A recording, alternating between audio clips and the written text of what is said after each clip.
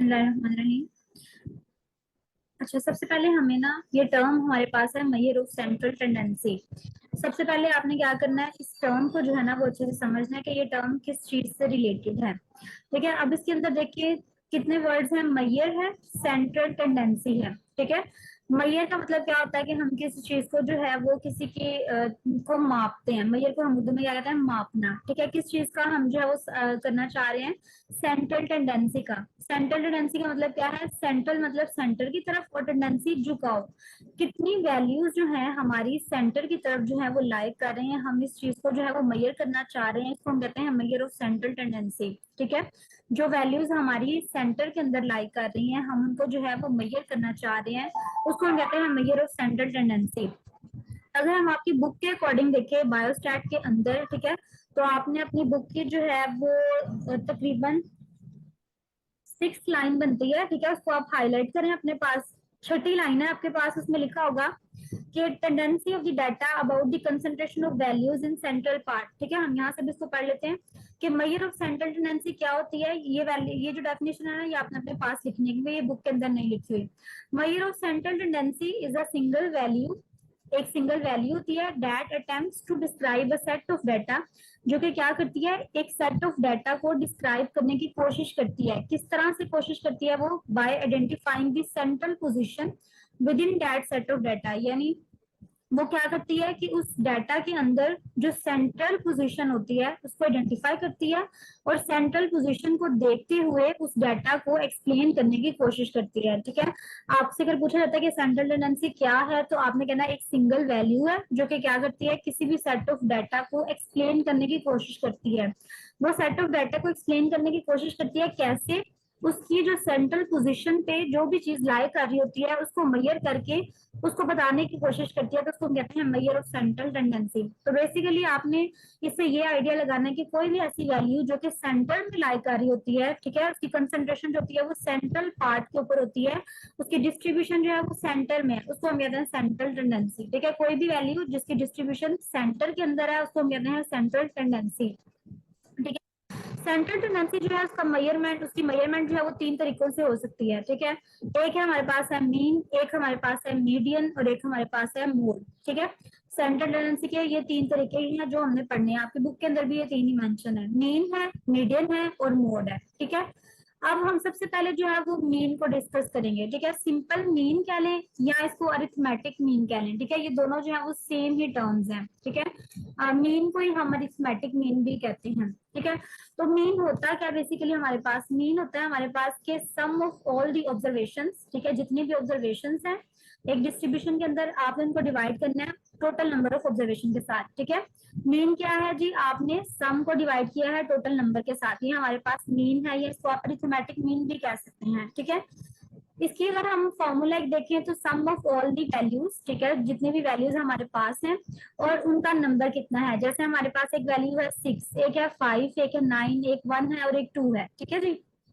अभी हमने काउंट करना है कितनी वैल्यूज हैं, 1 2 3 4 5, टोटल नंबर इनका 5 है, और जो इनका सम बनेगा वो हमारे पास 20 बनेगा। तो 20 को आपने डिवाइड कर देना 5 से, ये हमारे पास 4 आंसर आ जाता है। ठीक है, तो ये हमारा क्या है, मीन है। ठीक है, मीन हमने क्या बताया कि sum of all the values divide by number of values, तो ये हमारे पास अरिथमेटिक मीन आ जाता है। ठीक है, ये अभी हम सिंपल मीन को पढ़ रहे हैं, आगे आपने 5-6 टाइप्स जो है ना ये मीन की पढ़नी है इसी चैप्टर के अंदर। तो आपने क्या करना है, अभी से अपने पास जो है वो सिंपल सा लिख लें, अरिथमेटिक मीन का हमने फॉर्मूला क्या पढ़ा है, sum of all the values divided by number of values. छोटा सा करके एक साइड पे आपने अभी सिर्फ अरिथमेटिक मीन को जो है वो अपने पास लिखना है। ठीक है, sum of all the values divide by number of values, ये हमारे पास एक चीज आ गई अरिथमेटिक मीन, ये हमें समझ आ गया। ठीक है, अब अरिथमेटिक मीन को जो है ना 2 तरह से डिस्क्राइब करते हैं। अब कुछ डाटा जो होता है हमारे पास ग्रुप फॉर्म में होता है, कुछ हमारे पास अनग्रुप फॉर्म में होता है। अब आपको आइडिया है कि ग्रुप और अनग्रुप में क्या, मैं आपको एक दिखा देती हूँ, देखें। जैसे ये है ना हमारे पास, ये लिखा हुआ है 17 20 18 24 16, ये हमारे पास अनग्रुप है। ठीक है, आपने ऊपर नीचे कुछ नहीं देखना, सिर्फ ये वैल्यूज को देखें। अभी 17 20 18 24 16 19 21 ये रैंडमली ऐसे ही लिखी हुई है। ठीक है, इसका कोई ग्रुप नहीं बना हुआ, कोई टेबल शेबल नहीं बना हुआ, ये हमारे पास अनग्रुप डाटा है। ठीक है, ये जो है ना हमारे पास, ये हमारे पास ग्रुप डाटा है। ठीक है, जिसका टेबल बना होता है प्रॉपर, जिसको फॉर्मेट में लिखा होता है, ये हमारे पास ग्रुप डाटा होता है। और ये हमारे पास क्या है, अनग्रुप डाटा है। अब मीन जो है ना वो ग्रुप डाटा के लिए और अनग्रुप डाटा के लिए थोड़ा सा डिफरेंट वे से जो है ना हम फाइंड आउट करते हैं। ठीक है, जो अनग्रुप डाटा इस तरह का डाटा होता है उसके लिए तो हम सिंपल यही वाला फॉर्मूला लगा देते हैं ना भाई, sum of all the values divide by number of values. ठीक है, यानी x1 plus x2 plus x3 so on divided by n। तो सिंपल जो अनग्रुप डाटा होगा उसको हमने इस तरह से ही उसका मीन जो है वो फाइंड आउट कर लेना है। लेकिन अगर आ जाता है हमारे पास इस तरह का डाटा, ग्रुप डाटा, और उसका हमें कहते हैं कि मीन फाइंड आउट करो, तो फिर आपने क्या करना है, उसके लिए जो फॉर्मूला लगाना है sigma F x divide by, आपकी बुक के अंदर यहाँ पे एफ लिखा होगा। ठीक है, कैपिटल एफ जो है ना वो मेंशन होगा, सिग्मा एफ जैसे यहाँ पे है, ये है एक्स बार। ठीक है, इज इक्वल टू मीन बराबर होता है sigma F x over sigma F के। तो आपने याद रखना है कि जब आपने अनग्रुप डाटा का जो है मीन फाइंड आउट करना है तो आपने ये फॉर्मूला लगाना है। जब आपने ग्रुप डाटा का मीन फाइंड आउट करना है तो आपने sigma F x over sigma F लगाना है। ठीक है, वो आगे हम डिस्कस करते हैं कि एफ से क्या मुराद है, सिग्मा से क्या मुराद है, एक्स से क्या मुराद है, या सिग्मा एफ किस चीज को शो करता है। ठीक है, अभी आपने क्या करना है, सिर्फ ये बताना है कि आपके पास अरिथमेटिक मीन होता है एक चीज। ठीक है, अरिथमेटिक मीन को आगे से दो में डिवाइड किया हुआ है, अनग्रुप डाटा में और ग्रुप डाटा में। तो अनग्रुप डाटा का जो मीन हमने फाइंड आउट करना होता है वो हम सिंपल वैसे ही फाइंड आउट करते हैं जो आम हम मीन जो है वो लेते हैं। ठीक है, और जब हमने ग्रुप डाटा का मीन लेना तो थोड़ा सा मेथड चेंज हो जाएगा, sigma F x over sigma F हो जाएगा। ठीक है, ये हम अपनी बुक के कुछ एग्जांपल्स हैं वो हम सॉल्व करेंगे। अपने सामने जो है वो बुक से एग्जांपल 3.1 निकाल लें। ठीक है, अब 3.1 अगर आप अपनी बुक से निकालते हैं ना तो उसके अंदर ये वाली एग्जांपल जो है, क्योंकि यहाँ ब्लर है, अपनी बुक से देखें। मेन इंक्यूबेशन पीरियड जो है वो हमने फाइंड आउट करना है 9 पोलियो केसेस का। एक एक एग्जांपल को जो है वो आपने अच्छे से करना है, क्योंकि यही एग्जांपल एज इट इज जो है वो यूएचएस के अंदर आती है। ठीक है, मेन इंक्यूबेशन पीरियड जो है वो आपने फाइंड आउट करना है 9 पोलियो केसेस गिवन बिलो। ठीक है, आपने जो है वो मीन फाइंड आउट करना है जी इन 9 केसेस का। तो अब हमारे पास देखिए नंबर जो दिया हुआ है 17, 20, 18, 24, 16, 19, 21, 22 और 23 है, और ये क्या है, अनग्रुप है। तो अनग्रुप डाटा में जो हम मीन फाइंड आउट करने के लिए फॉर्मूला लगाते हैं वो कौन सा लगाते हैं, ये ऊपर वाला, कि x1 plus x2 plus x3 divided by n। यानी हमने क्या करना है, इन सबको प्लस करना है, 17, 20, 18, 24 को प्लस करके डिवाइड कर देना जितने इनके टोटल नंबर हैं। ठीक है, नंबर इनके पास कितने हमारे, ये आप काउंट करेंगे तो 1 2 3 4 5 6 7 8 9 10 है। ठीक है, नीचे हमने 10 लगा दिया। ठीक है, तो इस तरह हमने क्या कर लिया, इसका मीन फाइंड आउट कर लिया। ये क्या है, अनग्रुप डाटा। ये जो पेन से लिखा हुआ है ना इसके ऊपर कंफ्यूज है ना, ये इसका पार्ट नहीं है। आपने सिर्फ क्या कि इस तरह से मैं आपको कह रही हूँ कि अपनी बुक जो है वो अपने सामने रखें। ये हमने अनग्रुप डाटा का मीन जो है वो फाइंड आउट कर लिया।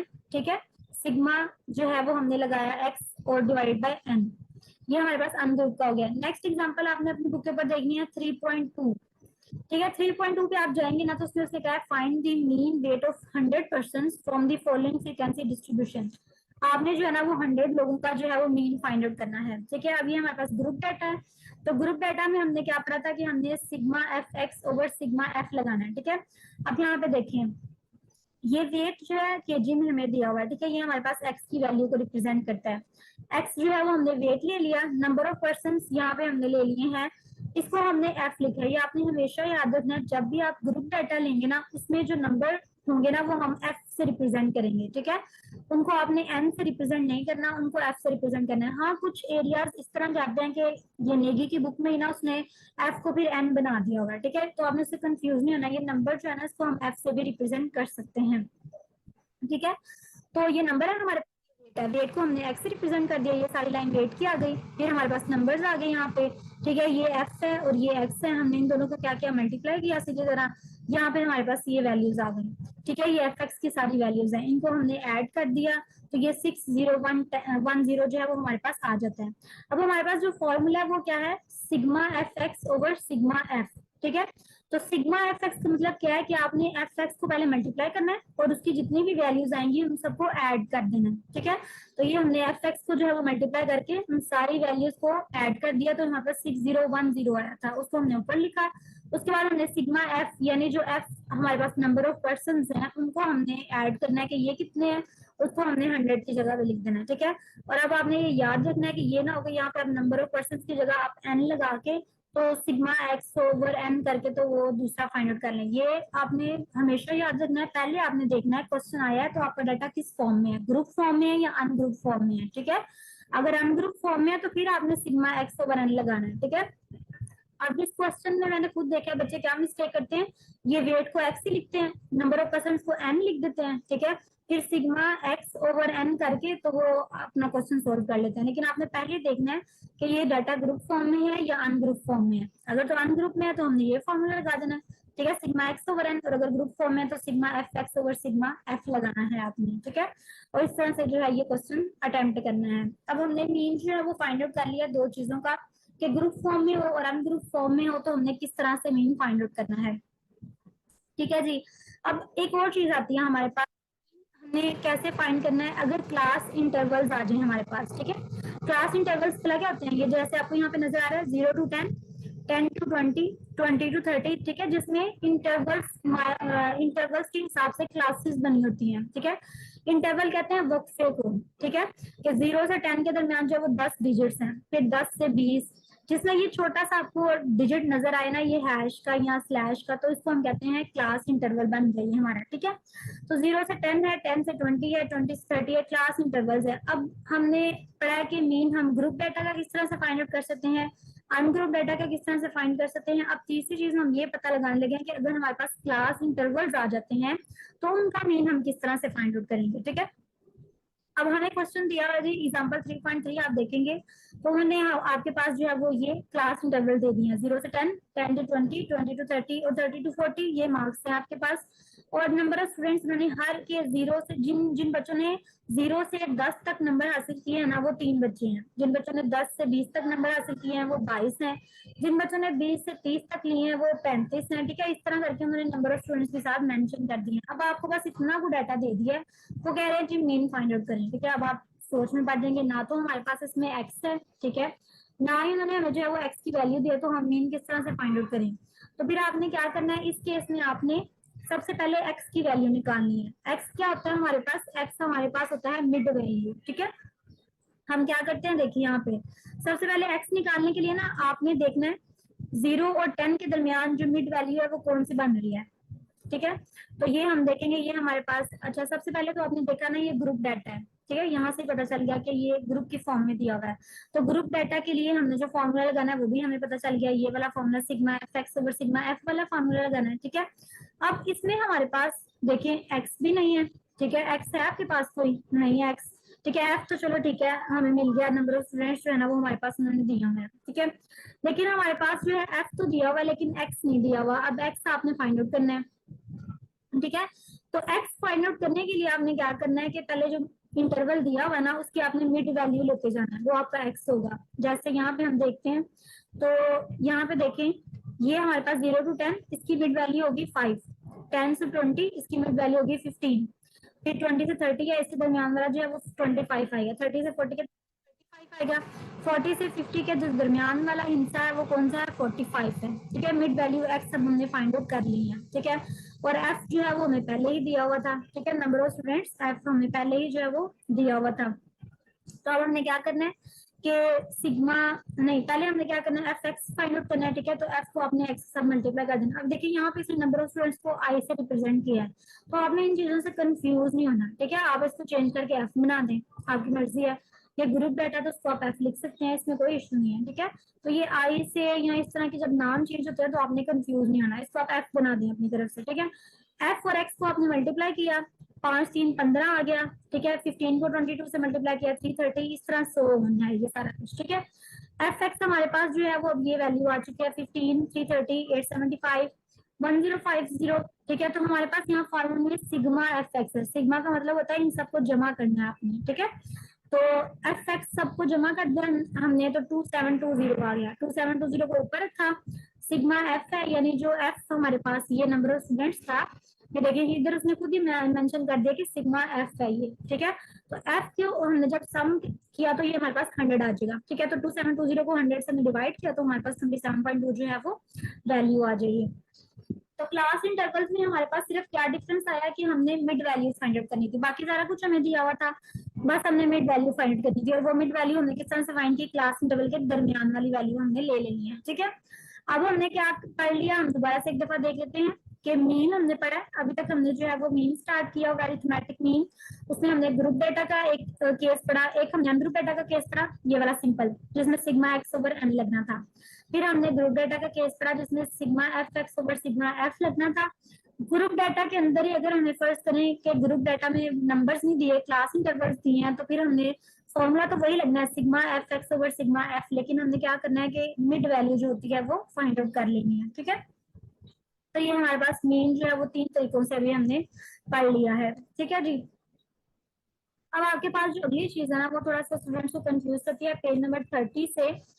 ठीक है, आपने ये 2 चीजें याद रखनी है कि अरिथमेटिक मीन, अब हम पढ़ने लगे हैं मीन को डिस्क्रीट सीरीज में किस तरह से बताते हैं और मीन को कॉन्टिन्यूस सीरीज में किस तरह से बताते हैं। ठीक है, अब डिस्क्रीट सीरीज और कॉन्टिन्यूस सीरीज क्या होता है पहले आपने ये समझना है। ठीक है, अच्छा, डिस्क्रीट सीरीज और कॉन्टिन्यूस सीरीज। डिस्क्रीट सीरीज हम कहते हैं when frequencies of a variable are given but the variable is without class intervals, यानी आपके पास एक वेरिएबल जो है उसकी फ्रीक्वेंसी तो है आपके पास, लेकिन उसमें क्लास इंटरवल कहीं पे भी आपको नजर नहीं आएंगे। जैसे मैं आपको एग्जांपल देती हूँ, ये देखिए, इसी डिस्क्रीट सीरीज को जो हमारी बुक के अंदर उन्होंने एग्जांपल दिया है उसके अकॉर्डिंग मैं आपको बताती हूँ। ये देखिए, ये डिस्क्रीट सीरीज किस तरह से है, यहाँ पे देखिए आपको 145.8 146.0 नजर आ रहा है, लेकिन आपको इस तरह से नजर आ रहा है कि 145 to 150 या 146 to 170 या 147 to 150, यानी क्लास इंटरवल्स जो है वो नहीं बने हुए। ठीक है, जिस तरह यहाँ पे अगर आगे जाएंगे ना हम जब, तो वहां पे क्लास इंटरवल्स आपको नजर आएंगे ये इस तरह से 10 से 20, 20 से 30, 30 से 40। ठीक है, उस तरह जो है यहाँ पे क्लास इंटरवल्स नहीं बने हुए, आपको जो सिंपल वैल्यूज नजर आ रही हैं। तो डिस्क्रीट सीरीज हम किसे कहते हैं, जब फ्रीक्वेंसी तो हमें पता है लेकिन हमारे जो वेरिएबल्स हैं वो विदाउट क्लास इंटरवल्स हमारे पास हैं। ठीक है, अगर कहीं पे भी आपके वेरिएबल्स विदाउट क्लास इंटरवल्स आपके पास हैं तो आपने समझ लेना है कि ये हमारे पास डिस्क्रीट सीरीज है। ठीक है जी। अब डिस्क्रीट सीरीज के ना आपने 2 तरह के फॉर्मूले याद रखने हैं। ठीक है, डिस्क्रीट सीरीज यानी ये जो सीरीज है ये ग्रुप की फॉर्म में भी हो सकती है, अनग्रुप फॉर्म में भी हो सकती है। ठीक है, अभी मैंने आपको बताया डिस्क्रीट सीरीज क्या होता है, अब मैं आपको बता रही हूँ डिस्क्रीट सीरीज 2 फॉर्म में हो सकती है, ग्रुप फॉर्म में भी हो सकती है, अनग्रुप फॉर्म में भी हो सकती है। ठीक है, अगर तो वो अनग्रुप फॉर्म में आती है तो आपने उसका फॉर्मूला लगाना है एक्स बार, यानी मीन जो है वो बराबर है ए जो है वो हमारे पास एज्यूम मीन होता है। ठीक है, A plus sigma D over N. ठीक है जी, यहाँ पे हमारे पास डी जो है वो डेविएशन को शो करेगा, ये हम आगे फर्दर डिटेल से डिस्कस करते हैं। अभी बस आपने फॉर्मूला लिखना है अपने पास, x bar is equal to A plus sigma D over n. ये हमारे पास अनग्रुप के लिए है, और ग्रुप के लिए हमारे पास आता है X bar is equal to A plus sigma, सिर्फ एफ जो है ना वो अंदर आएगा, एफ डी ओवर एन। ठीक है जी, तो डिस्क्रीट सीरीज का हम शॉर्टकट मेथड यूज करते हैं, उसके अंदर अनग्रुप डाटा और ग्रुप डाटा के लिए ये 2 फॉर्मूला हमने पढ़ने हैं। ठीक है, तो अब हम देखते हैं अनग्रुप डाटा को किस तरह से, हमने इस तरह से मैंने साथ साथ रखा था आपके, आपको जो है ना वो याद नहीं है चीजें। सबसे पहले एग्जांपल आपने 3.4 नेक्स्ट जो देखनी है ना 3.4 आप देखें अपनी बुक के ऊपर, वो अनग्रुप डाटा है ये सारा। ठीक है, ये जैसे मैंने आपको पहले बताया कि अगर ये ग्रुप नहीं बना हुआ तो ये अनग्रुप डाटा है। ठीक है, यहाँ पे उन्होंने कहा है दी हाइट्स ऑफ 9 बॉयज जिनकी 14 साल की उम्र है। ठीक है, वो दी हुई है ये सारी, तो आपने जो है इसका मीन फाइंड आउट करना है। ठीक है, अब हमारे पास हाइट जो है उन्होंने दी हुई है। ठीक है, ये एक्स है हमारे पास। ठीक है, अब जी एक्स हमारे पास दिया हुआ है, तो चूंकि हमने अनग्रुप डाटा ये, ठीक है, और डिस्क्रीट सीरीज है यानी ये इंटरवल्स की फॉर्म में भी नहीं है, तो हमने इनका जब फाइंड आउट करना है तो हमने इससे पहले क्या करना है, हाइट को सारा लिख लिया इस तरह से एक्स की फॉर्म में, 145.8 है, ये सारा हमने लिख लिया। अब आपने क्या करना है, एज्यूम मीन फाइंड आउट करने के लिए क्या करते हैं, ये आपने याद रखनी है बात, ऊपर वाली उतनी ही वैल्यूज छोड़ते हैं, मिड वैल्यू हमने फाइंड आउट करनी होती है। एज्यूम मीन जब हम लेते हैं ना तो हम दरमियान वाली वैल्यू को इसमें ले लेते हैं। जैसे आप देखें ये सारी वैल्यूज थी ना, ये टोटल ना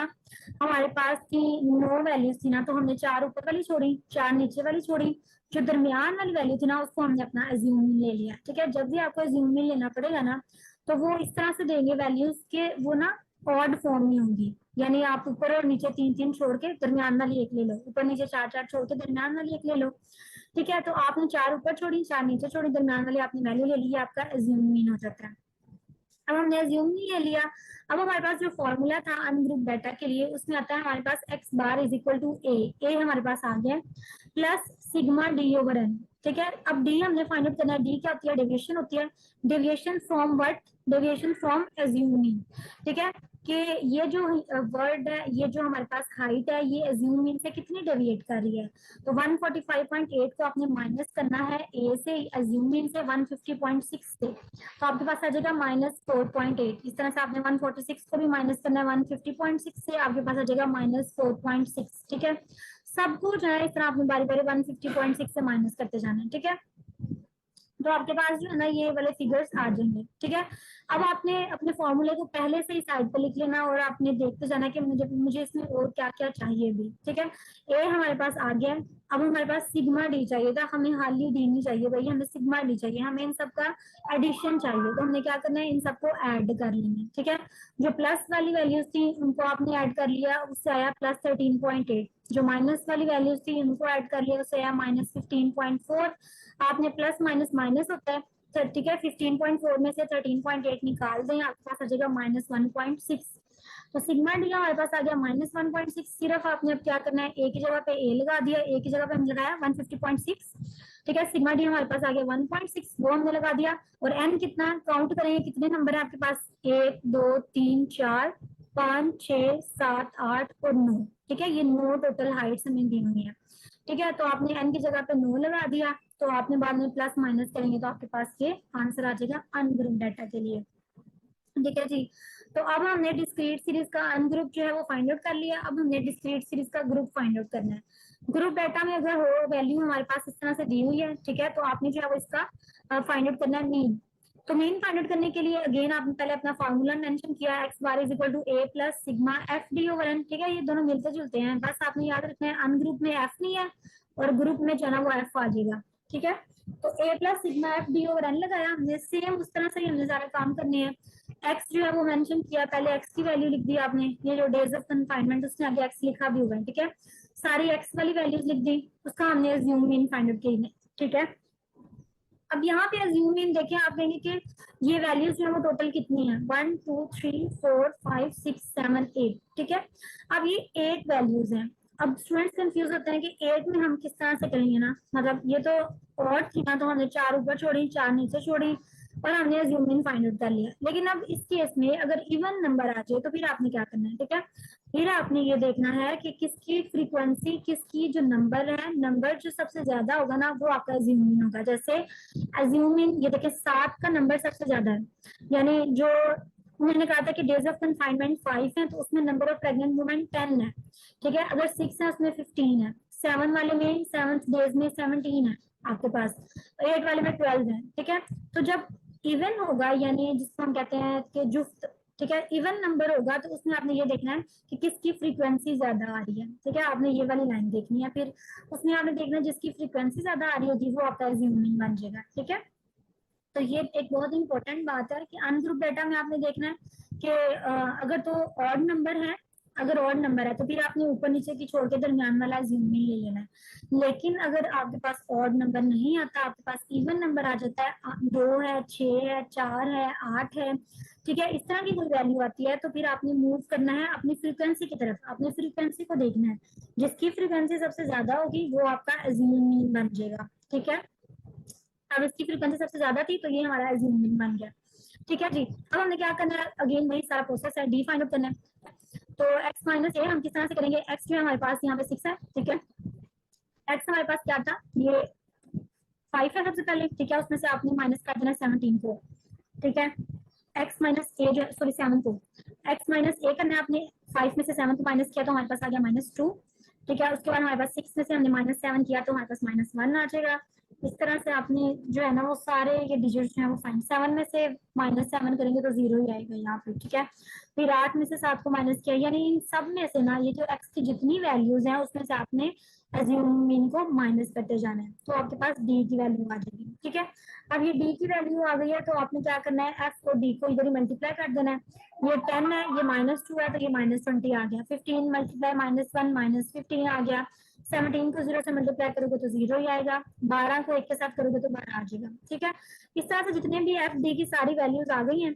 अब हमें सिंगल एफ डी नहीं चाहिए, आपने फॉर्मूले के अंदर देखना आपको सिग्मा एफ डी चाहिए, यानी एफ डी का सम चाहिए। तो हमने क्या करना है, ये सारी एफ डी को ऐड कर लेना है। जब ये सारी एफ डी ऐड हो जाएगी तो हमारे पास 45 की वैल्यू आ जाएगी। ठीक है, तो अब हमने सिर्फ सिंपल अपनी इक्वेशन के अंदर वैल्यूज पुट करनी है।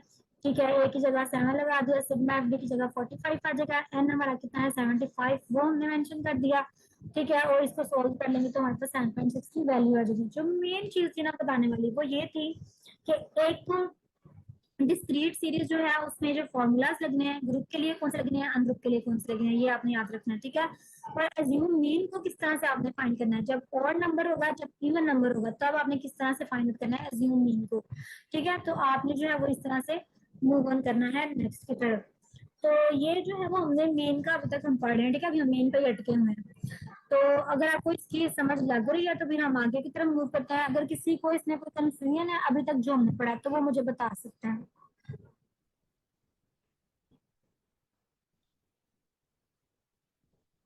समझ आ रही है सबको? कोई कोई भी एक बच्चा जो है ना वो माइक ऑन करके बता दे, या आप चैट में मेंशन कर दें अगर समझ आ रही है तो। अभी तक की समझ आ गई है? यस, यस मैम, सारा क्लियर है, लेकिन जब हम वैसे टेस्ट वगैरह यस में होते हैं तो थोड़ा बहुत कंफ्यूजन हो जाती है। वो भला क्यों होते हैं? क्योंकि इस तरह से होती है क्योंकि हम सारी चीजों को जो है ना वो नए जहन में रख पा रहे होते हैं ना, इसलिए जब आप इनकी बार बार प्रैक्टिस करेंगे ना तो फिर आपके जहन में ऑटोमेटिकली चीजें फिक्स हो जाएंगी। जब क्वेश्चन आपके सामने आएगा ना तो आपने पहले से ही देखना कि इसको मैंने देखना ये ग्रुप है या अनग्रुप है, इसके अंदर एज्यूमिंग है कि नहीं है, ये क्लास इंटरवल तो नहीं है, ये सारी चीजें देखने के बाद फिर आपने डिसाइड करना है कि मैंने अब कौन सा फॉर्मूला इसके अंदर लगाना है। ठीक है, तो अभी जो है वो हम लास्ट में इसकी समरी भी देखेंगे, थैंक यू मैम। फिर इसका एक टेस्ट भी लेंगे ताकि आप कंफ्यूज ज्यादा ना हो जाए इसके अंदर। ठीक है, हम नेक्स्ट मूव करते हैं अब कंटिन्यूस सीरीज की तरफ, क्योंकि ये बुक के अंदर दोनों मेंशन है ना, डिस्क्रीट और कंटिन्यूस, तो उन्होंने ना ऐसे मिक्स ही कर दी हुई है, कोई नहीं बताया होगा डिस्क्रीट क्या है कंटिन्यूस क्या है, इस वजह से मैंने इसको सेपरेट सेपरेट करके बताया आपको। अच्छा, नेक्स्ट है ना हमारे पास कंटिन्यूस सीरीज आ जाती है। उसके अंदर हमने पढ़ा था जो डिस्क्रीट सीरीज थी ना उसमें हमने पढ़ा था कि भाई हमारे पास जो वेरिएबल्स होते हैं ना वो क्लास इंटरवल की फॉर्म में नहीं होते। तो कंटिन्यूस सीरीज जो होती है उसमें आपने बस ये याद रखना है कि इसमें हमारे पास वेरिएबल क्लास इंटरवल की फॉर्म में होंगे। जैसे ये देखें, यहाँ पे क्लास इंटरवल्स की फॉर्म में जो है वेरिएबल्स दिए हुए हैं। ठीक है, तो ये आपके पास कॉन्टिन्यूस सीरीज है। कॉन्टिन्यूस सीरीज जब भी आएगी तो तब हमने क्या करना है, किस तरह का फॉर्मूला लगाना है वो हम आगे जो है वो देखते हैं। ठीक है, कॉन्टिन्यूस सीरीज के लिए हम ये फॉर्मूला लगाते हैं A plus sigma f t over n है। सिर्फ आई का एडिशन किया है। अब आई का एडिशन हमने क्यों किया है? क्योंकि हमें पता है कि जब भी हमारे पास कॉन्टिन्यूस सीरीज होती है तो हमारे पास क्लास इंटरवल्स होते हैं। ठीक है, क्लास इंटरवल्स होने की वजह से हमने आई जो है ना इसके साथ ऐड कर लिया, आई से मुराद इंटरवल ही है। ठीक है, तो जब भी आपने कंटिन्यूस सीरीज का फॉर्मूला जो है वो लगाना है तो आपने इसके साथ आई को जो है वो शो करना है। ठीक है, आई को जो है साथ लगा देना है। सारा फॉर्मूला वही है, X bar is equal to A plus sigma F D over N multiply बस आई कर देना है आपने। ठीक है, क्योंकि इसके अंदर इंटरवल्स होते हैं। अब इसकी मैम आई की जगह हम एच भी यूज कर सकते हैं। आई की जगह पे एच यूज कर सकते हैं। वो भला नहीं, क्या? हमें उसमें मैडम जी हाइट हाइट उसमें ये हाँ, इंटरवल बताया जाता है। हाँ हाँ, वो असल में हाँ जी मैं यही कहने लगी थी कि वो हाइट की फॉर्म में हम यूज कर रहे हैं कि कितने नंबर इसके अंदर जा रहे हैं वो सारे आपने काउंट करने हैं। तो वो कुछ लोग उसको हाइट के तौर पर भी ले सकते हैं, कुछ आई भी लिख लेते हैं, तो आप जो भी लिखें। लेकिन आई से जरा ये कि क्लियर हो जाता है कि हमने क्लास इंटरवल्स ये लिए हुए हैं। ठीक है, वो फिर क्वेश्चन पे भी डिपेंड करता है। अगर आपको क्वेश्चन में हाइट का पूछा हुआ तो आप उसकी जगह एच मेंशन कर दें, अगर आपसे इंटरवल का पूछा हुआ तो आप आई मेंशन कर दें। ठीक है, ये क्वेश्चन पे भी जो है ना क्वेश्चन की नेचर पे भी डिपेंड करता है। अब हमारे पास जो क्वेश्चन था ना इसमें वो ये था क्वेश्चन कि एक मेडिसिन की ओपीडी है। ठीक है, उसके अंदर जो पेशेंट्स आए हैं उनको हमने एग्जामिन किया है, आपने बस उनकी मीन एज फाइंड आउट करनी है और ये डाटा हमें दिया हुआ है। ठीक है, अब इसमें इंटरवल्स जो है वो हमारे पास है। ठीक है, इंटरवल सारे हमारे पास आ गए हैं, तो हमने क्या करना है, जिनका मीन फाइंड आउट करना है। अब हमने पहले भी पढ़ा था कि जब भी हमारे पास इंटरवल आते हैं तो सबसे पहले हम एक्स फाइंड आउट करते हैं, यानी मिड वैल्यू फाइंड आउट करते हैं। ठीक है, हमने उनकी मिड वैल्यू फाइंड आउट कर ली। अब हमने एज्यूमिंग फाइंड आउट किया। एज्यूमिंग हमने किस तरह से फाइंड आउट किया कि जिसकी जो वैल्यू जो थी वो सबसे ज्यादा, फ्रीक्वेंसी जो थी वो सबसे ज्यादा थी, उसका हमने एज्यूमिंग देखिए 35 आ रहा है ना इसके आगे, नंबर ऑफ पेशेंट्स, ये फ्रीक्वेंसी देखिए इधर इसकी ये 35 है। तो जिसकी सबसे ज्यादा थी, क्योंकि ये इवन में तो है नहीं, अगर सॉरी ऑड में तो है नहीं, ऑड में होता तो हम ऊपर नीचे वैल्यूज छोड़ देते हैं। अब ये है इवन में। ठीक है, 1 2 3 4 5 6 है। ठीक है, तो हम इस तरह नहीं ना कर सकते कि 3 ऊपर से छोड़ दें तो 2 नीचे से छोड़ दें, या तो इक्वल अमाउंट में ऊपर नीचे से छोड़नी चाहिए थी। तो अब हम क्या करेंगे, जिसकी फ्रीक्वेंसी सबसे ज्यादा है वो हम एज्यूमिंग ले लेंगे। तो यहाँ पे 35 नंबर ऑफ पेशेंट सबसे ज्यादा 35 है, इसका हमने एज्यूमिंग लेना है 45 आ जाएगा हमारे पास। ठीक है, और एज्यूमिंग ये नहीं कि आप कहीं और से ले लें, एक्स की वैल्यू में से एज्यूमिंग लेना है हमेशा, ये भी याद रखना है। ठीक है जी, एज्यूमिंग हमने ले लिया, डी को हमने फाइंड आउट करना है। यहाँ पे हमारे पास डी का थोड़ा सा फॉर्मूला चेंज होगा, कैसे, x minus A divide by interval. Interval क्यों आया है, क्योंकि हमारे पास यहाँ पे इंटरवल्स आ चुके हुए हैं। ठीक है, क्लास इंटरवल्स हैं, इस तरह से हमने क्या करना है, इंटरवल के साथ उसको डिवाइड कर देना है। अब यहाँ पे एक्स देखें क्या है आपके पास, 15 माइनस ए क्या है 45 डिवाइडेड बाय, आपने क्या कर देना है इंटरवल के साथ, इंटरवल आपके पास यहाँ पे 10 का इंटरवल जा रहा है। ठीक है, 10 के साथ आपने उसको डिवाइड कर देना। ठीक है, अब ये देखिए 15 में से अगर आप माइनस करेंगे ना 45, तो ये आपके पास आ जाएगा 30, और 30 को अगर आप 10 से डिवाइड करते हैं तो आपके पास जो है यहाँ पे 3 जो है वो आ जाता है। ठीक है, माइनस इस तरह से है क्योंकि बड़ी रकम के साथ माइनस था, यहाँ पे एज्यूमिंग 45 है ना, वो बड़ी रकम थी, तो 15 में से हमने माइनस 45 किया है, बड़ी रकम के साथ माइनस है, तो इस तरह से यहाँ पे भी माइनस आएगा। तो 45 में से 15 माइनस किया 30 आ गया, माइनस 30 को 10 से डिवाइड किया तो माइनस 3 आ जाएगा। इस तरह आपने नेक्स्ट वाला करना है, 25 में से जो है वो 45 माइनस करने है, उसको डिवाइड करना 10 के साथ, इसमें 35 में से 45 माइनस करने है, ये माइनस 10 आ जाएगा, उसको 10 के साथ डिवाइड करेंगे तो माइनस 1 आ जाएगा। तो इस तरह से जो है ना आपने ये सारा करना है। ठीक है, डी आ गया हमारे पास सारा, नंबर ऑफ पेशेंट्स ऑलरेडी यहाँ पे मेंशन है, हमने क्या करना है, एफ को डी के साथ मल्टीप्लाई किया। ठीक है, 5 को -3 के साथ माइनस 15 आ गया, 19 को 2 के साथ माइनस 38 आ गया। अब इन सबको ऐड कर दिया, क्योंकि फॉर्मूले में हमारे पास हमेशा सिग्मा एफ डी होता है, इन सबको प्लस किया, हमारे पास सिग्मा आ गया एफ डी माइनस 58। अब फॉर्मूला सिंपल हमने पुट किया, x bar is equal to A plus sigma F D over N into आई।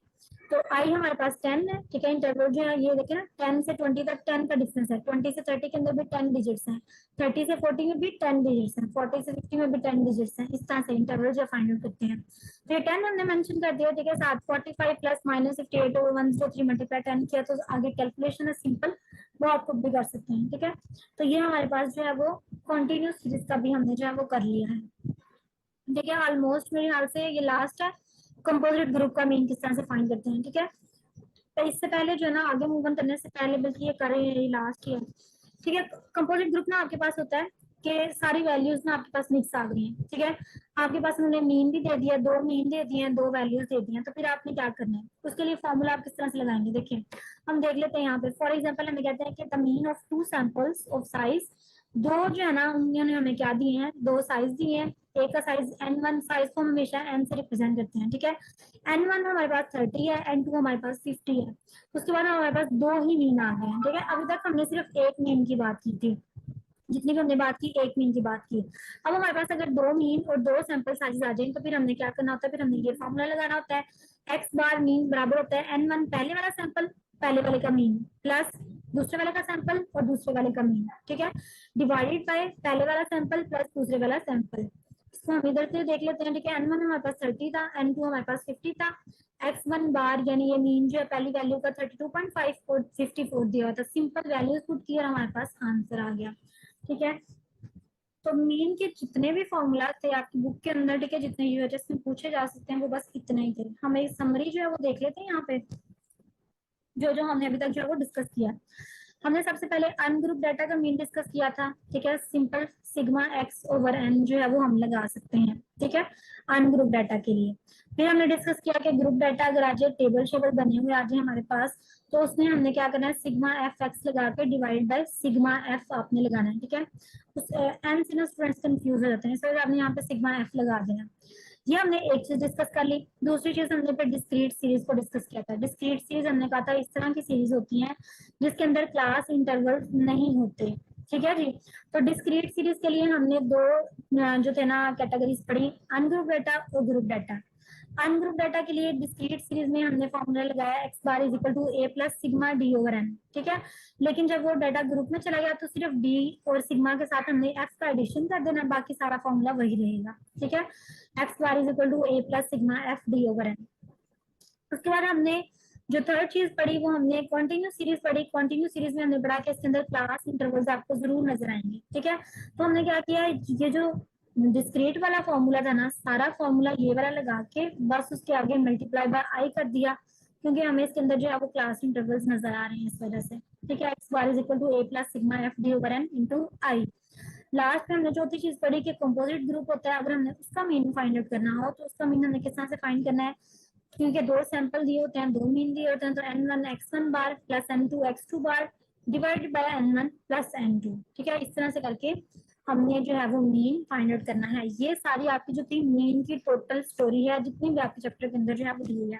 ठीक है, तो इसको जो है आप चाहे रट्टा लगाएं, चाहे जैसे मर्जी याद करें, इसको आप याद कर लीजिए। जितने फॉर्मूले मेरे सामने लिखे हैं ना, इतने तो आपने जरूर याद करना है। चाहे लिख लिख के याद करें, बार बार देख देख के याद करें, जैसे भी याद करना है, ये आपने याद करना है। ठीक है, और आपको जो असाइनमेंट दूंगी मैं, वो भी आपने आज करके लानी है।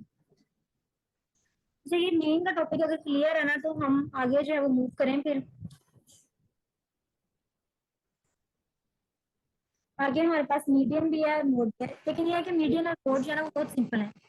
ठीक है, मीटिंग जो है ना एंड होने लगी है। हम इंशाल्लाह जो नेक्स्ट लेक्चर भी ज्वाइन करेंगे ना, उसमें मीडियम और मोड पढ़ते हैं। ठीक है, 5 मिनट के अंदर आप भी ब्रेक कर लें।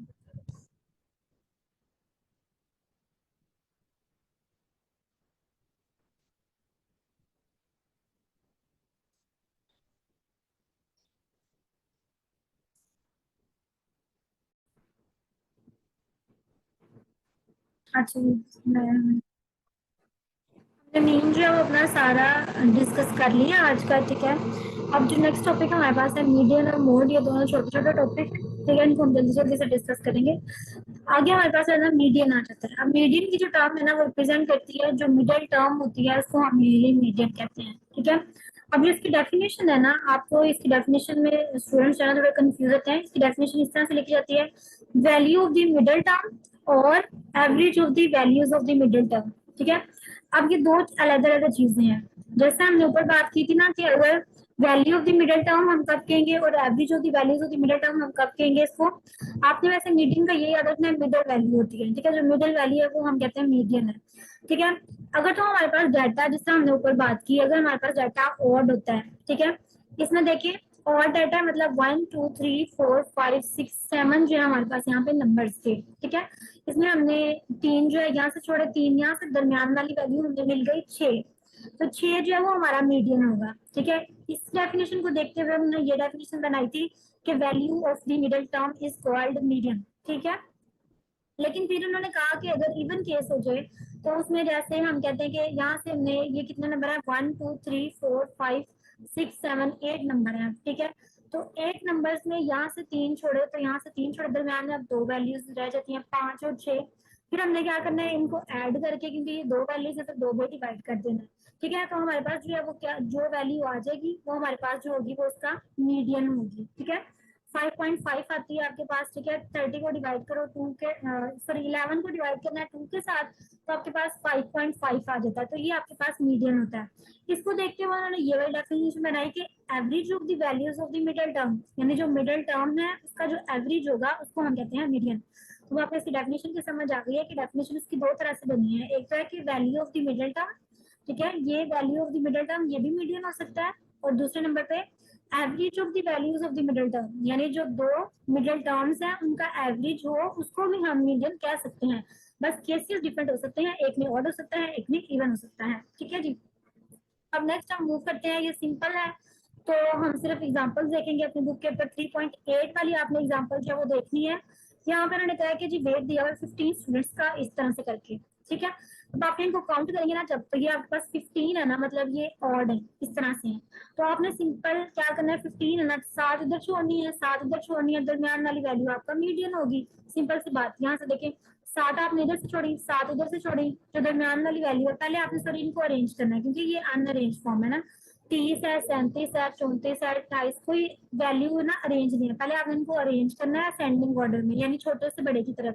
जैसे 27 सबसे छोटी वैल्यू जो है 27 है, तो आपने सबसे पहले छोटी वैल्यू लिखनी है, फिर उससे बड़ी, फिर उससे बड़ी, फिर उससे बड़ी। इस तरह करके जब आपने अरेंज कर लिया, उसके बाद आपने 7 इधर से छोड़ने हैं, 7 उधर से, और दरमियान वाली रकम जो है वो आपका मीडियन हो जाएगी। अब इसमें जो मेन चीज होती है ना, अगर एग्जामिनर आपको ये क्वेश्चन देता है तो वो क्यों देता है, वो सिर्फ इस वजह से देता है कि आप उसको असेंडिंग ऑर्डर में अरेंज करते हो कि नहीं। क्योंकि मोस्टली स्टूडेंट्स क्या करते हैं, जैसे हमने अभी भी किया कि ये क्वेश्चन आया, हमने क्या किया, 7 इधर से छोड़ के, 7 इधर से छोड़ के दरमियान वाली वैल्यू लिख दीजिए 31 है, तो आप दरमियान वाली वैल्यू जो है वो देखनी है आपने। ठीक है, तो ये हमारे पास पहला सिंपल सा क्वेश्चन था मीडियम का, ये आप भी फाइंड आउट कर सकते हैं। ठीक है, और सेकंड जो हमारे पास एग्जांपल है ना 3.9, इसमें हमने ना इवन नंबर दिया हुआ है, 1 2 3 4 5 6 7 8 है ये। ठीक है, तो 8 वाला रूल भी हमने पढ़ लिया। ठीक है, पहले आपने क्या किया, उनको अरेंज किया। मीडियन में हमेशा पहले अरेंज करना, जब भी लिखा मीडियन आपने उसको पहले अरेंज करना है असेंडिंग ऑर्डर में। ठीक है, पहले हमने उनको अरेंज किया 90 100 फिर 110, इस तरह हमने असेंडिंग ऑर्डर में उनको अरेंज करने के बाद दरमियान में जो देखिए जी 120 और 130 आ रही है, उसको सिंपल 2 पर डिवाइड कर दो और 12.5 जो है वो आपका 125 सॉरी जो है वो आपका मीडियन आ जाएगा। तो मीडियन बहुत सिंपल है, ऑड में और इवन में, ठीक है, सिर्फ आपने उनको असेंडिंग ऑर्डर में अरेंज करना है, दरमियान वाली वैल्यू आपका मीडियन हो जाएगी। अब जो मुश्किल चीज है मीडियन के अंदर, मीडियन के अंदर सिर्फ एक ही मुश्किल चीज है कि अगर हमारे पास कॉन्टिन्यूस जो है सीरीज दी हुई हो तो फिर आपने क्या करना होता है, ठीक है। तो मीडियन में बस हमने आपको परेशान नहीं हुआ, हमने बस यही एक मुश्किल चीज पढ़नी है कि अगर कॉन्टिन्यूस सीरीज दी हो तो फिर मीडियन किस तरह से फाइंड आउट कर सकते हैं, ठीक है। उसके लिए ये होता है कि हमें डाटा जो होता है वो हमें ग्रुप फ्रीक्वेंसी की टेबल में जो है ना डाटा दिया होता है, जब भी हमें क्या होता है ना कि मीडियन आप फाइंड आउट करें इस तरह से, अगर हमें इस तरह से जो है वो डाटा आपको दिया हुआ है, ठीक है, तो फिर आपने उसका मीडियन किस तरह से फाइंड आउट करना है। इस तरह से अगर आपके पास डाटा दिया हुआ है तो फिर आपने ये वाला फॉर्मूला लगाना है, L M plus N by 2 minus cumulative frequency, और ये जो साथ एम है ना छोटा सा, ये रिप्रेजेंट करता है मॉडल क्लास को, ठीक है, multiply by interval of model class, क्योंकि हमने पढ़ा था कंटिन्यूस सीरीज के अंदर क्लास इंटरवल्स भी मौजूद होते हैं, तो इस तरह से हमने इनको आई जो है वो साथ लगा दिया, interval of model class divide by frequency of model class. अब ये फॉर्मूला जो है ना इसको याद करने का कोई वो नहीं है कि मैं आपको कहूँ कि इसको इस तरह निमोनिक्स बना के याद कर लें, इस तरह से इसको बस आपने लिखना है, जितना ज्यादा हो सके उतना ज्यादा आपने इसको लिखना है, ठीक है। जितना आप लिखेंगे आपकी रवानगी जो है वो ज्यादा होगी, आपके बस पेंसिल से फिर खुद ही जो है वो फॉर्मूला निकलेगा, ठीक है। इसको बार बार लिखें, बार बार लिखें, बार बार रिवाइज करें, इस फॉर्मूले को आपने बहुत ज्यादा मतलब लिखना है। आपकी असाइनमेंट ये है कि आपने मीडियन के इस फॉर्मूले को 10 मिनट जो है ना वो लिख के तो मुझे स्क्रीनशॉट जो है ना वो आपने सेंड करना है, ठीक है। ये जो मीडियन का ये वाला फॉर्मूला है ना उसको आपने 10 मिनट पर लिखना है, बाकी मैंने आपको कोई फॉर्मूला अभी तक नहीं दिया, ठीक है। अभी तक आपको मैंने ये असाइनमेंट फर्स्ट दिया है कि आपने मीडियन का ये वाला फॉर्मूला जो है मुझे 10-10 मिनट में लिख के उसका स्क्रीनशॉट जो है वो सेंड करना है, ठीक है जी। अब ये मीडियन का फॉर्मूला तो हमें पता चल गया, हम इसको याद भी कर लेंगे। अब हमें क्वेश्चन बताइए, एग्जांपल 3.10 हमारे पास क्वेश्चन है, उसमें कहा है कि in a community survey of 100 families थी, ठीक है, इस तरह से डिस्ट्रीब्यूशन जो आई हुई है, आप इसका मीडियन जो है वो हमें बताएं, ठीक है। तो हमने मीडियन फाइंड आउट करना है। सबसे पहले हम देखेंगे, हमने नंबर ऑफ चिल्ड्रन जो है वो मेंशन कर दिया कि 1 से 3, 3 से 5, ठीक है। उसके बाद हमने फैमिलीज को मेंशन कर दिया यहाँ पे कि 20 है, 30 है, 40 है, ठीक है। कॉम्युलेटिव फ्रीक्वेंसी क्या होती है, अब ये चीज समझने वाली है। कॉम्युलेटिव फ्रीक्वेंसी, आपको कॉम्युलेटिव का मतलब आता है, कॉम्युलेटिव क्या होता है, एडिशन, ऐड करना, ठीक है। तो कॉम्युलेटिव का मतलब होता है आपने ऊपर वाली फ्रीक्वेंसी के अंदर नीचे वाली फ्रीक्वेंसी ऐड करते जाना। जैसे देखिए सबसे पहले हमारे पास नंबर ऑफ फैमिलीज जो एफ था हमारे पास 20 था ना सबसे पहले, तो पहली जो कॉम्युलेटिव फ्रीक्वेंसी होती है ना वो वही होती है जो सिंपल फ्रीक्वेंसी होती है, ठीक है। जैसे पहले 20 था तो इधर कॉम्युलेटिव फ्रीक्वेंसी भी 20 ही आएगी, लेकिन नेक्स्ट में क्या होगा, अब नेक्स्ट में नंबर ऑफ फैमिली जो थी वो 42 है, ठीक है, यहाँ पे 42 है ना, तो हमने जब कॉम्युलेटिव फ्रीक्वेंसी लिखना है तो हमने 20 प्लस 42 करके 62 लिख देना है, ठीक है। यहाँ पे कॉम्युलेटिव फ्रीक्वेंसी जो है वो ऐड होती जाएगी। अब नेक्स्ट जो है वो 30 है, तो आपने क्या करना है, ऊपर वाली तीनों को ऐड करते जाना है, 20 प्लस 42 प्लस 30, 92 आ जाएगा, वो आपने यहाँ पे लिख देना है। फिर आगे जो है हमारे पास यहाँ पे 8 लिखा हुआ है, ठीक है, अगर नजर नहीं आ रहा है इस तरह से मैं कहती हूँ बुक सामने खोल लें। अगर 8 लिखा हुआ है यहाँ पे तो आपने क्या करना है, इन चारों को ऐड कर देना है, 20, 42, 30 और 8, ये चारों ऐड होंगी और 100 जो हमारे पास कम्युलेटिव फ्रीक्वेंसी आ जाएगी, ठीक है। आपको कम्युलेटिव फ्रीक्वेंसी का तरीका पता चल गया किस तरह से हमने फाइंड आउट करनी है। सिंपल जो फ्रीक्वेंसी होगी उसके अंदर नीचे वाली वैल्यू जो है वो ऐड करते जाएंगे तो हमारे पास कम्युलेटिव फ्रीक्वेंसी जो है उस तरह की आती जाएगी। पहली बात आपने वही लिखनी है, ठीक है। तो पहली वाली की बात करेंगे, पहले वाली के ऊपर जो है वो कोई वैल्यू नहीं जिसको हम ऐड कर सकें, ठीक है। अब आगे जब हमारे पास 42 आ गया तो उसके बाद हमारे पास ऊपर एक वैल्यू आई थी 20 ऐड करने के लिए, वो हमने ऐड कर दी। जब हमारे पास 30 आया तो उसके ऊपर हमारे पास 2 वैल्यूज थी ऐड करने वाली, वो हमने ऐड कर दी। जब हमारे पास 8 था तो उसके अंदर हमारे पास 3 वैल्यूज थी ऊपर, वो सारी हमने ऐड करके कॉम्युलेटिव फ्रीक्वेंसी बना दिया, ठीक है जी। अब हमारे पास कॉम्युलेटिव फ्रीक्वेंसी आ गई है, CFM जो है वो सॉरी CF हमारे पास आ गया, ठीक है। तो यहाँ पे देखिए ये LM जो लिखा हुआ है ना यहाँ पे, ये क्या चीज रिप्रेजेंट करती है, लोअर लिमिट, L से क्या है, lower limit of the modal class. अब सबसे पहले आपको मॉडल क्लास का पता होना चाहिए। मॉडल क्लास भला कौन सी होती है, जिसकी फ्रीक्वेंसी सबसे ज्यादा होती है वो हमारी मॉडल क्लास होती है, ठीक है। जैसे हमने तो पढ़ा ना कि अज्यूमिंग का कौन सा हमने लेना है, जिसकी फ्रीक्वेंसी सबसे ज्यादा है। इस तरह से मॉडल क्लास की वही होती है जिसकी फ्रीक्वेंसी सबसे ज्यादा होती है। तो यहाँ पे हमारे पास भाई मॉडल कौन सा बंदा है, जो 42 वाली है, 42 वाली लाइन मॉडल है। 42 में हमारे पास क्लास इंटरवल 3 to 5 आ रहा है, ठीक है। तो lower limit of the modal class हमारे पास कौन सी होगी, 3 जो है वो L की वैल्यू आ जाएगी हमारे पास, क्योंकि 3 और 5 में से लोअर लिमिट तो 3 है ना।